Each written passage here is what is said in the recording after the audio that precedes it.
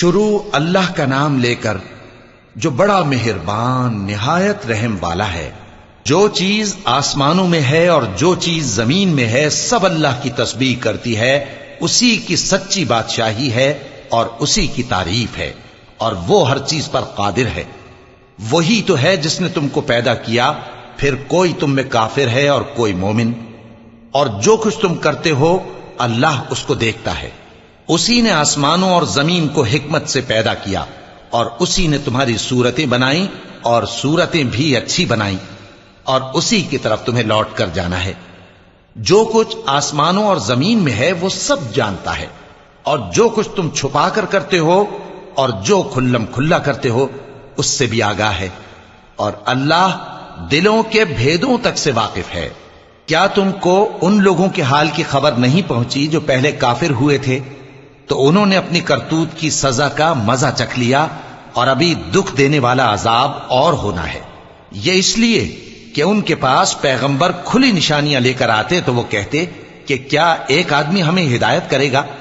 تو انہوں نے ان کو نہ مانا اور منہ پھیر لیا، اور اللہ بھی بے نیاز ہو گیا، اور اللہ بے نیاز ہے، لائق حمد و ثنا ہے۔ جو لوگ کافر ہیں ان کا اعتقاد ہے کہ وہ دوبارہ ہرگز نہیں اٹھائے جائیں گے۔ کہہ دو کیوں نہیں؟ میرے پروردگار کی قسم تم ضرور اٹھائے جاؤ گے، پھر جو کام تم کرتے رہے ہو وہ تمہیں بتائے جائیں گے، اور یہ بات اللہ کو آسان ہے۔ تو اللہ پر اور اس کے رسول صلی اللہ علیہ وآلہ وسلم پر اور اس نور یعنی قرآن پر جو ہم نے نازل فرمایا ہے ایمان لاؤ، اور اللہ تمہارے سب اعمال سے خبردار ہے۔ جس دن وہ تم کو اکٹھا کرے گا یعنی حشر کے دن، وہ نقصان اٹھانے کا دن ہے، اور جو شخص اللہ پر ایمان لائے اور نیک عمل کرے وہ اس سے اس کی برائیاں دور کر دے گا، اور جنت کے باغوں میں جن کے نیچے نہریں بہ رہی ہیں داخل کرے گا۔ وہ ہمیشہ ہمیشہ ان میں رہیں گے، یہی بڑی کامیابی ہے۔ اور جنہوں نے کفر کیا اور ہماری آیتوں کو جھٹلایا وہی اہل دوزخ ہیں کہ ہمیشہ اس میں رہیں گے، اور وہ بری جگہ ہے۔ کوئی مصیبت نازل نہیں ہوتی مگر اللہ کے حکم سے، اور جو شخص اللہ پر ایمان لاتا ہے وہ اس کے دل کو ہدایت دیتا ہے، اور اللہ ہر چیز سے باخبر ہے۔ اور اللہ کی اطاعت کرو اور اس کے رسول کی اطاعت کرو، پس اگر تم منہ پھیر لوگے تو ہمارے پیغمبر کے ذمے تو صرف پیغام کا کھول کھول کر پہنچا دینا ہے۔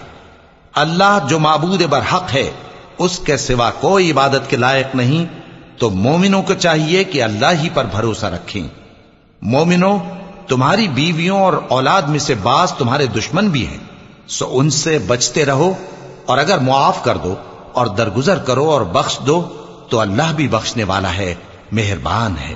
تمہارا مال اور تمہاری اولاد تو آزمائش ہے، اور اللہ کے ہاں بڑا اجر ہے، سو جہاں تک ہو سکے اللہ سے ڈرو اور اس کے احکام کو سنو، اور اس کے فرمانبردار رہو، اور اس کی راہ میں خرچ کرو، یہ تمہارے حق میں بہتر ہے۔ اور جو شخص طبیعت کے بخل سے بچایا گیا تو ایسے ہی لوگ راہ پانے والے ہیں۔ اگر تم اللہ کو نیک نیتی سے قرض دو گے تو وہ تم کو اس کا کئی گنا دے گا، اور تمہارے گناہ بھی معاف کر دے گا، اور اللہ قدر شناس ہے، بردبار ہے، پوشیدہ اور ظاہر کا جاننے والا ہے، غالب ہے، حکمت والا ہے۔